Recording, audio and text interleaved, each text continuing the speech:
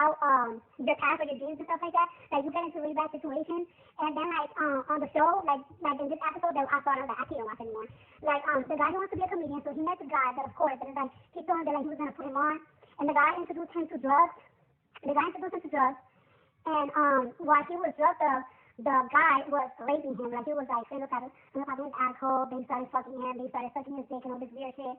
And then because of that, like the guy just started going through a very hard time for his life because he just felt so violated, and he never went to the police because he felt so ashamed. And then he like because of that he started finding out that that he was like kind of getting into that, and he was such ashamed of the new feelings that he was experiencing. And it's so crazy because like it's so important for us to like know certain male perspectives about these type of things because women go through a lot of sexual assault, but we don't really get to hear or see what other men go through when they experience sexual assault. And it's just like it shocked me. And then it's crazy because like like I believe that there's some men that are born gay. Like I feel like I have a cousin that I just knew since he was like 3 years old. Like he gets he's gonna get and he's gay. I love him. And there's some people that like there's people that are born gay, and then there's men that get sexually assaulted and then they find out that they are gay.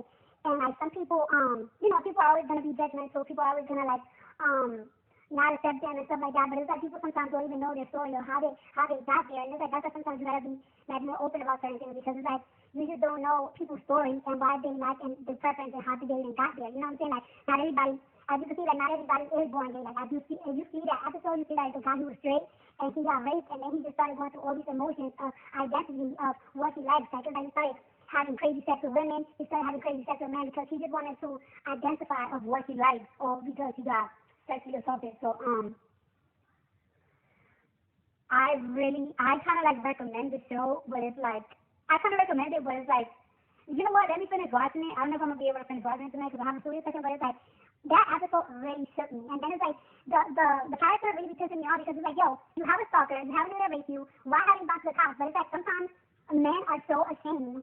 Men are so ashamed to say that they got sexually assaulted, or like men are so ashamed to speak about like what has happened to them. And it's like it's such a I don't know, it's such a scary and freaky message series that like sometimes like you hear about certain things, but it's like when you see it as a visual, like it's like it just opens your eyes and like it's like you just can't help to understand and have sympathy and just learn more.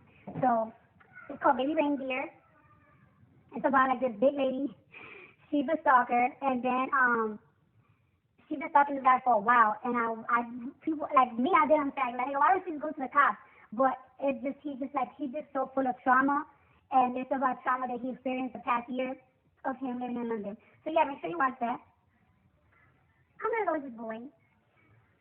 Give him some cake, and then I'm gonna go downstairs to my studio. So let me watch it.